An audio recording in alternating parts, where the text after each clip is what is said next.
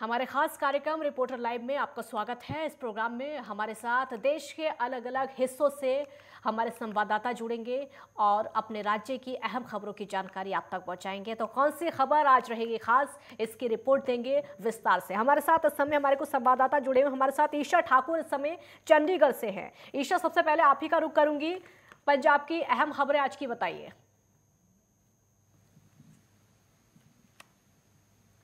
जी बिल्कुल, देखिए जिस तरीके से इस वक्त पंजाब में भी आम आदमी पार्टी और बीजेपी आमने सामने हैं। आम आदमी पार्टी ने जिस तरीके से पंजाब में भी आरोप लगाया है कि 25-25 करोड़ देकर जो है आप विधायकों को खरीदने की यहाँ पर कोशिश की गई है। और यहाँ पर शिकायत भी आम आदमी पार्टी की तरफ से डीजीपी को दी गई थी और विजिलेंस अब इस पूरे मामले की जांच करेगी। लेकिन यहाँ पर मामला किसी बीजेपी नेता कार्यकर्ता पर दर्ज नहीं हुआ है, अज्ञात पर मामला दर्ज किया गया है। और इस वक्त मैं देखिए बीजेपी कार्यालय में मौजूद हूँ। ठीक मेरे पीछे आप देख सकते हैं यहाँ पर जो बीजेपी के तमाम बड़े नेता हैं उनका आना शुरू हो चुका है। थोड़ी ही देर में जो पंजाब बीजेपी के प्रधान हैं अश्वनी शर्मा यहाँ पर बीजेपी की कोर कमेटी की बैठक लेंगे। आगे की रणनीति बीजेपी तैयार करेगी, क्योंकि कहीं ना कहीं जिस तरीके से 2024 के चुनाव को लेकर जो लोकसभा चुनाव होने हैं उसको लेकर तैयारियां यहाँ पर जोरों पर हैं। लेकिन दूसरी तरफ जो आरोप, गंभीर आरोप यहाँ पर लगाए गए हैं, क्योंकि महज इतने आरोप नहीं लगाए गए हैं कि विधायकों को खरीदने की कोशिश बीजेपी कर रही है ताकि सत्ता में काबिज हो सके। ये भी कहा जा रहा है कि जिन विधायकों को खरीदने की कोशिश की गई उन्हें धमकाया भी जा रहा है। तो ऐसे में कहीं ना कहीं भारतीय जनता पार्टी की जिस तरीके से छवि धूमिल करने की कोशिश की गई है, इस तरीके का कहना है बीजेपी के तमाम नेताओं का। कोर कमेटी की यहाँ पर बैठक हुई है। बीते कल भी राज्यपाल से मुलाकात करके मांग की गई थी कि मामले की जांच हाईकोर्ट के सिटिंग जज से हो। वहीं उसके बाद देखा हमने कि वित्त मंत्री हरपाल चिम्मा ने कहा कि अगर इस मामले की जांच करवानी है तो सुप्रीम कोर्ट के सिटिंग जज से हो। तो ऐसे में क्योंकि बीजेपी की अगर बात करें तो इस वक्त बीजेपी के साथ विपक्ष खड़ा हुआ नजर आ रहा है। कांग्रेस की बात करें या शिरोमणि अकाली दल की, उनका भी एक ही स्वर में कहना है कि ये जिस तरीके से आम आदमी पार्टी आरोप लगा रही है वो कहीं ना कहीं स्क्रिप्टेड है। अगर ऐसा है तो क्यों नहीं अभी तक जो सबूत आम आदमी पार्टी कह रही है कि उनके पास है, जो विधायकों को खरीदना चाहते थे उसको लेकर जो कॉल रिकॉर्डिंग की वो बात कर रहे हैं, उसे अभी तक जग जाहिर क्यों नहीं किया गया है। वहीं दूसरी ओर थोड़ी ही देर में सुबह 11 बजे विक्रम मजीठिया, जो कि शिरोमणि अकाली दल के बड़े नेता हैं, पूर्व मंत्री भी रह चुके हैं, उनकी अगुवाई में अकाली दल का प्रतिनिधिमंडल चंडीगढ़ के एसएसपी को मिलेगा। और जिस तरीके से पंजाब में राजनीतिक घटनाक्रम बड़ी तेजी से बदल रहे हैं और जो राजनीतिक पारा इस वक्त बहुत ऊपर चढ़ गया है, उसको लेकर अब अकाली दल भी इसमें कूद गया है। अकाली दल यहां पर एसएसपी चंडीगढ़ को शिकायत दर्ज करेगा कि पूरे मामले की जांच होनी चाहिए और जो सबूत कह रहे हैं आम आदमी पार्टी उनके पास है उसे उजागर किया जाना चाहिए। क्योंकि यहाँ पर तमाम हमने देखा कि जितने भी बड़े नेता हैं, चाहे आप दिल्ली की बात कर लीजिए, दिल्ली में आप सुप्रीमो अरविंद केजरीवाल खुद प्रेस कॉन्फ्रेंस करते नजर आए और तो उनके तमाम कैबिनेट मंत्री जो पंजाब के हैं बैक टू बैक उनकी तरफ से प्रेस कॉन्फ्रेंस लगातार की जा रही है, गंभीर आरोप लगाए जा रहे हैं। वहीं दूसरी ओर बीजेपी का कहना है कि इन आरोपों में बिल्कुल भी सच्चाई नहीं है, सिरे से खारिज किया है इन आरोपों को भारतीय जनता पार्टी ने। बैठक यहां पर थोड़ी ही देर में शुरू होगी, उसमें यह तय किया जाएगा कि आगे की रणनीति क्या होने वाली है। बीजेपी का कहना है कि जो चुनावी वादे पूरे किए गए थे चुनाव से पहले आम आदमी पार्टी की तरफ से, वो वादे यहाँ पर पूरे नहीं किए गए हैं। और यहाँ पर जो अहम बात है वो ये, पहले स्वास्थ्य मंत्री भ्रष्टाचार के आरोपों में पाए गए थे और उन्हें जेल तक हो गई थी विजय सिंगला को। अब बागवानी मंत्री हैं जो आम आदमी पार्टी के नेता और बागवानी मंत्री है फौजा सिंह सरारी, उनकी एक वीडियो लगातार वायरल हो रही है उनके ओएसडी के साथ और उसमें कहीं ना कहीं भ्रष्टाचार होता नजर आ रहा है। वो कह रहे हैं कि सरकारी अधिकारियों के माध्यम से यहाँ पर जो ठेकेदार हैं, उन्हें खाद्यान्न परिवहन से जुड़े ठेकेदार हैं, उन्हें हम फंसाने की कोशिश करेंगे ताकि पैसे हड़पे जा सके। तो जहाँ एक तरफ अरविंद केजरीवाल कहते हैं कि जो आम आदमी पार्टी है वो कट्टर ईमानदार पार्टी है, लेकिन उनके नेता जिस तरीके से भ्रष्टाचार में संलिप्त पाए जा रहे हैं और बीजेपी का कहना है कि यही वजह है कि अब बीजेपी पर इस तरीके के आरोप लगाए जा रहे हैं कि ऑपरेशन लोटस बीजेपी चला रही है। वहीं बीजेपी का कहना है कि इस तरीके के आरोप इसीलिए लगाए जा रहे हैं क्योंकि चुनावी वादे यहां पर पूरे नहीं किए गए हैं। वहीं दूसरी बड़ी खबर की अगर हम बात करें, 2 दिन बाद बीजेपी, अगर हम दिल्ली में बात करें, बीजेपी में विलय हो जाएगी कैप्टन अमरिंदर सिंह की पार्टी पंजाब लोक कांग्रेस। पंजाब के पूर्व मुख्यमंत्री कैप्टन अमरिंदर सिंह की बात करें, कदावर नेता में शुमार है कैप्टन अमरिंदर सिंह। उनकी पार्टी ने गठबंधन के तहत चुनाव लड़ा था 2022 पंजाब विधानसभा चुनाव का, लेकिन उस तरीके का करिश्मा नहीं कर पाए थे। लेकिन अब जिस तरीके से बीजेपी 2024 के लोकसभा चुनाव की तैयारियां कर रही है और बीजेपी की तरफ से पहले ही कहा जा चुका है कि 13 की 13 लोकसभा सीटों पर पहली बार भारतीय जनता पार्टी यहां पर चुनाव मैदान में उतरेगी। तो ऐसे में 19 तारीख को बीजेपी के राष्ट्रीय अध्यक्ष जेपी नड्डा की अगुवाई में कैप्टन अमरिंदर सिंह अपनी पार्टी का विलय करेंगे और बीजेपी में शामिल होंगे। और साथ ही साथ उनके जो बेटे हैं वो और उनकी बेटी जयेंद्र कौर वो भी इसमें शामिल होंगे। और यहाँ पर खास बात यह है कि चर्चाएं अभी ये भी हैं, क्योंकि जो कैप्टन अमरिंदर सिंह के करीबी हैं उनकी तरफ से हमें बताया गया है, पटियाला से इस वक्त सांसद है रानी परनीत कौर, जो कि कैप्टन अमरिंदर सिंह की धर्म पत्नी है। वो कांग्रेस की टिकट पे चुनाव लड़ी थी, उन्होंने कांग्रेस अभी तक छोड़ी नहीं है, हालांकि कैप्टन अमरिंदर सिंह छोड़ चुके हैं।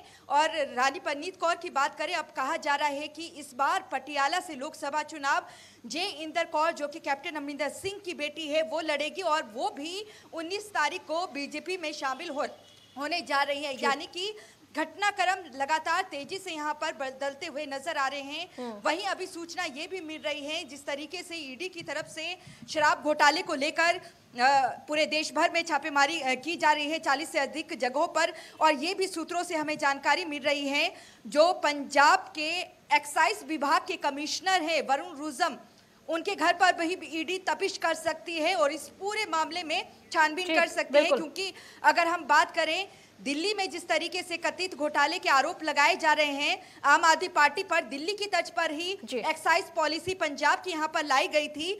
और दिल्ली के डिप्टी सीएम मनीष सिसोदिया ने जब एक्साइज पॉलिसी तैयार की थी, उस दौरान जो वरुण रुजम हैं जो एक्साइज विभाग के कमिश्नर हैं वो भी वहां पर मौजूद थे। और हमने बीते समय में देखा था, चलिए आएंगे, लौटेंगे आपके पास ईशा, लौटेंगे आपके पास, हमारे एक्साइज विभाग पंजाब के कमिश्नर हैं आपके पास लौटेंगे। हमारे साथ इस समय राहुल पुजारी मुंबई से हैं। राहुल, मुंबई की क्या कुछ आज की बड़ी खबरें बताइए। मैं एक बात बता दूं, यहाँ राजनीतिक घमासान मचा हुआ है विपक्ष और सत्ता पक्ष को लेके।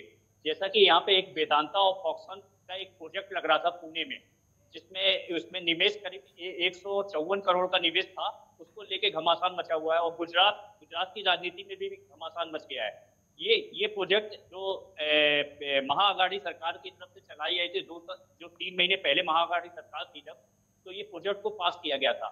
लेकिन एकनाथ शिंदे जब से आए हैं और बीजेपी सरकार जब से आई है, इस प्रोजेक्ट को गुजरात ट्रांसफर कर दिया गया, गुजरात अहमदाबाद ट्रांसफर हो गया है। इसको लेके घमासान मचा हुआ है और बताया जा रहा है कि यहाँ 3 लाख नौकरियों जो महाराष्ट्र वासियों को मिलने वाला था, महाराष्ट्र के लोगों को, वो अब गुजरात में चला गया है और अहमदाबाद में शिफ्ट हो गया है। इसको लेके घमासान मचा हुआ है। काजोल, ठीक है, लौटेंगे आपके पास। सुबोध गुप्ता इस समय हमारे साथ रांची से बने हुए हैं। सुबोध से बड़ी खबरों की जानकारी लेकिन उससे पहले एक ब्रेक के लिए यहाँ पर रुकेंगे, जल्द लौटेंगे।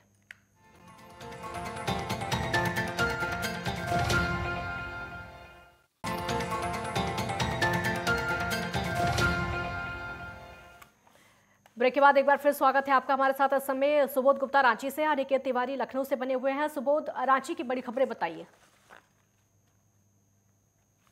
झारखंड के जो मुख्यमंत्री हेमंत सोरेन है, वो कल राज्यपाल रमेश बैस से मुलाकात किया था। उन्होंने भाजपा पर लगातार अपनी छवि धूमिल करने के मामले को लेकर एक पत्र भी सौंपा है। उन्होंने कहा है कि भाजपा जो है सो चुनाव आयोग से संबंधित बंद लिफाफे आए मामले में आज तक खोला नहीं गया है, जिसके कारण राजनीति का ध्रुवीकरण किया जा रहा है। भाजपा लगातार जो है तो मुख्यमंत्री हेमंत सोरेन की छवि खराब कर रही है, जिसे झारखंड में सरकार की बदनामी हो रही है, उसे लेकर के एक पत्र राज्यपाल रमेश बैस को सौंपा है। मैं बता दूं कि कल राज्यपाल की मुलाकात के तुरंत बाद मुख्यमंत्री हेमंत सोरेन अपना नवनियुक्त शिक्षकों से आवास में मुलाकात करते हैं और उसके जस्ट कुछ ही घंटों बाद राष्ट्रपति द्रौपदी मुर्मू से मिलने के लिए दिल्ली निकल जाते हैं। मैं बता दूं कि राष्ट्रपति द्रौपदी मुर्मू पहले झारखंड की राज्यपाल थी, उन्हें अपने सारे जो झारखंड में राजनीतिक परिवेश चल रहा है अभी वर्तमान स्थिति से अवगत कराने के लिए वो दिल्ली निकल चुके हैं। यह बड़ी खबर है। एक बार फिर मुख्यमंत्री हेमंत सोरेन भाजपा पर छवि धूमिल करने का आरोप लगाए, यहाँ तक कह रहे हैं वो कि हेमंत सोरेन की जो सरकार है, गठबंधन की सरकार है, लगातार उनकी छवि धूमिल किया जा रहा है। और उन्होंने कहा है कि 1932 का खतियान जो है उस पर भी राज्यपाल से चर्चा किया है। यह झारखंडियों का आधार है, आदिवासी और मूलवासी जो कहे जाते हैं उनकी एक आधार बनता है स्थानीय नीति को लेकर के, उस पर भी उन्होंने चर्चा किया है। मैं बता दूं कि झारखंड की जो भाजपा है वह 1932 के खतियान पर अभी तक किसी तरह का बयान जारी नहीं किया है। पार्टी की बड़ी मंथन चल रही, बैठक चल रही है, जिस पर किसी तरह का कोई बयानबाजी जारी किया जाए। फिलहाल जो भाजपा के प्रदेश अध्यक्ष हैं, आज दोपहर 1:30 बजे भाजपा के जो बड़े लीडर हैं यहाँ पे झारखंड में, उनसे बैठक बुलाई है। एक और बड़ी खबर मैं बता दूं राजनीतिक गलियारे से, आज लालू यादव सीआईडी को कोर्ट में पेश होने जा रहे हैं। जो राजद सुप्रीमो है अपने इलाज के लिए सिंगापुर जाना चाहते हैं, जो वीजा मांग रहे हैं लगातार। मैं बता दूं अभी झारखंड के रांची के रिम्स अस्पताल में इलाजरत हैं। जो उन्हें चारा घोटाले मामले में सजा हुई थी, आज तक सजा काट रहे हैं। उन्हें आज कोर्ट में पेशी किया जाएगा, सीबीआई कोर्ट में और सीआईडी दोनों कोर्ट में पेशी के बाद उन्हें बीजापुर जाने का सिंगापुर जाने का वीजा मिल सकता है। लगातार राजद जो समर्थक है उनके कहा जा रहा है, अंदेशा लगाया जा रहा है लगभग 1 बजे के आसपास उनके जो बेटे हैं तेज प्रताप यादव, वो भी झारखंड आने की संभावना बताई जा रही है। राजनीतिक गलियारों में फिर एक बार जो बंद लिफाफा है चुनाव आयोग से आया हुआ राजभवन में, उसे लेकर के चर्चा गर्म है। और राज्यपाल से मिलना मुख्यमंत्री हेमंत सोरेन का और फिर यहाँ से तुरंत दिल्ली की ओर रुख कर जाना लगातार कई तरह की व्यथाएं उत्पन्न कर रही हैं, विधाएं उत्पन्न कर रही है, जिससे झारखंड की जनता में भी असंतोष है। और 25 अगस्त से लेकर के आज 16 सितंबर हो गया, लगभग 1 महीना बीतने जा रहे हैं और बंद लिफाफे को जिस तरह से नहीं खोला जा रहा है राजभवन में, उस तरह से और असमंजस की स्थिति बरकरार हो रही है और झारखंड की जनता में असंतोष भी पैदा हो रही है। बहुत शुक्रिया आपका, बहुत बहुत शुक्रिया आपका। एक ब्रेक यहाँ पर रुकेंगे, जल्द लौटेंगे।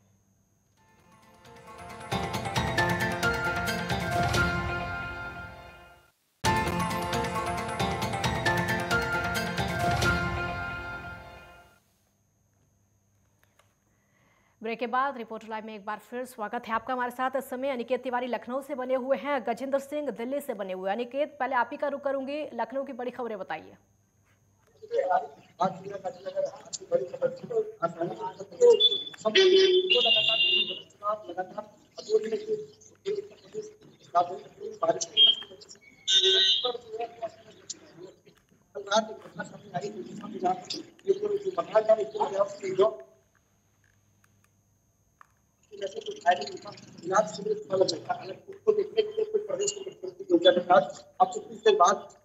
अनिकेत, आवाज ठीक नहीं आ पा रही, दोबारा संपर्क करेंगे आपसे, आवाज साफ नहीं आ रही है। मैं गजेंद्र, आपसे मेरा सवाल होगा, दिल्ली की खास खबरें बताइए आप, क्या कुछ चला देश की राजधानी में? बिल्कुल, सबसे पहले बात कर लेते हैं कि आज एससीओ की समिट के लिए प्रधानमंत्री नरेंद्र मोदी उज्बेकिस्तान के मस्कत में पहुंच चुके हैं, जहां पे उनका बड़ी गर्मजोशी से उनका स्वागत किया और कुछ ही देर में वहां पे कार्यक्रम शुरू हो जाएगा। अगर बात करें तो समिट के दौरान पूरे देश की जो नजरें हैं वो रूस के राष्ट्रपति के साथ जो मुलाकात की जानी है उसके ऊपर टिकी हुई है। इस दौरान द्विपक्षीय जो बैठक है उसको जो मुख्य उसमें जो एजेंडे रहने वाले हैं, मुख्य जो उसमें बात रहने वाली है, उसको देखते हुए सभी लोगों की नजर उस पर रहेगी। वहीं अगर बात कर ले तो दिल्ली सरकार की नई आबकारी नीति के तहत हुए कथित भ्रष्टाचार के मामले में जो ईडी है उसने देश के तकरीबन 40 ठिकानों पर छापेमारी की है। अगर हम बात कर ले तो बताया जा रहा है कि केवल हैदराबाद में ही 25 ठिकानों पर एजेंसी की जो है वो रेड चल रही है। वहीं जो है वो दिल्ली सरकार के आबकारी घोटाले से जुड़े मनी लॉन्ड्रिंग केस की जांच के सिलसिले में ये कार्रवाई कर रही है। अगर हम बात करें तो बेंगलुरु, हैदराबाद और चेन्नई समेत 40 ठिकानों पे ये छापेमारी चल रही है। वहीं अगर हम बात करें तो आज जो ईडी है वो सत्येंद्र जैन से भी तिहाड़ जेल में जाकर पूछताछ कर सकती है। हालांकि उनसे बात करने के सूत्रों की माने तो उनसे बात करने के लिए 16, 22 और 23 सितंबर को पूछताछ करने के लिए उनको अधिकृत किया गया है। वहीं अगर दिल्ली के मौसम की बात कर लें तो दिल्ली में अगर हम बात करें IMD की तो दिल्ली में जो मौसम है वो पूरा दिन बादल छाए रहेंगे और हल्की बौछार होती रहेगी। दिल्ली के कुछ इलाकों में मध्यम से तेज बारिश भी हो सकती है, जिससे दिल्ली वालों को उमस भरी गर्मी से राहत मिलती हुई नजर आ रही है। लेकिन लगातार बारिश होने के बाद दिल्ली में एक बार दोबारा से 2 दिन बाद दिल्ली वालों को गर्मी परेशान कर सकती है, उमस भरी गर्मी रहने की संभावना जताई जा रही है। वहीं अगर बात कर ले तो दिल्ली में बारिश के चलते जो पानी का जो जमावड़ा हो जाता है उसको लेके कई जगहों पे समस्या सामने आती हुई दिखाई दे रही है। जो यातायात है उसमें ब्रेक लगता हुआ दिखाई दे रहा है, स्लो यातायात दिल्ली के कुछ इलाकों में देखने को मिल सकता है। वहीं अगर बात कर ले तो क्योंकि बारिश के बाद जब बारिश का मौसम चला जाता है या बारिश होती है तो उसके बाद कुछ बीमारियां भी घर कर लेती हैं। दिल्ली में मलेरिया और डेंगू के मामले भी अब सामने आते हुए दिखाई दे रहे हैं, जिसके लिए लगातार दिल्ली सरकार जो है चला रही है और डॉक्टरों की भी सलाह दी जाती है कि पूरे। गजेंद्र लौटेंगे आपके पास, लौटेंगे। अनिकेत हमारे साथ एक बार फिर से जुड़ गए हैं। अनिकेत, अपनी बात पूरी करिए आप। देखिए, बात की जाए अगर राजधानी लखनऊ और उत्तर प्रदेश की, तो आज जो लगातार जो मौसम बनता है उत्तर प्रदेश में और राजधानी में, उससे लोगों को कहीं ना कहीं परेशानी है। हालांकि कल रात एक घटना हुआ था जिसमें 9 लोगों और 4 से 5 लोग ऐसे हैं जो घायल हैं। उनका इलाज सिविल अस्पताल में चल रहा है। हालांकि उनको देखने के लिए खुद प्रदेश के मुख्यमंत्री योगी आदित्यनाथ अब से कुछ देर बाद सिविल अस्पताल पहुंच रहे हैं।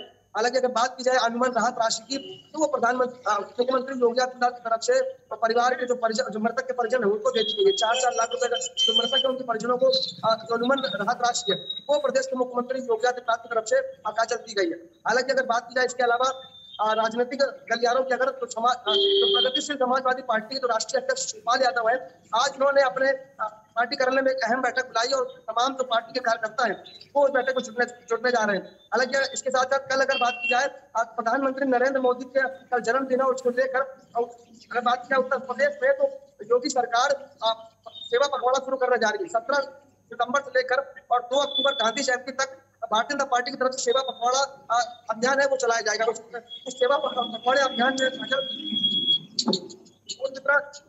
रक्तदान शिविर जाए जाते अन्य तमाम कार्यक्रम है जिनको जन जन पहुंचाना है, तमाम योजना है, उन तमाम चीजों को लेकर सेवा पखवाड़ा है वो भारतीय जनता पार्टी की तरफ से कल शुरू होने जा रहा है। प्रधानमंत्री नरेंद्र मोदी का कल जन्मदिन है, उसको लेकर अब पूरी तैयारियां की जा रही है उत्तर प्रदेश में। भारतीय जनता पार्टी की तरफ से तैयारी की जा रही है। आप बने रहिए अनिकेत, हमारे साथ बने रहिए। उपेंद्र सिंह राणा देहरादून से हमारे साथ बने हुए हैं इस समय। उपेंद्र, उत्तराखंड की बड़ी खबरें बताइए, और सबसे बड़ी खबर तो ये भी है कि मुख्यमंत्री का जन्मदिन भी है, खुशी का माहौल भी है।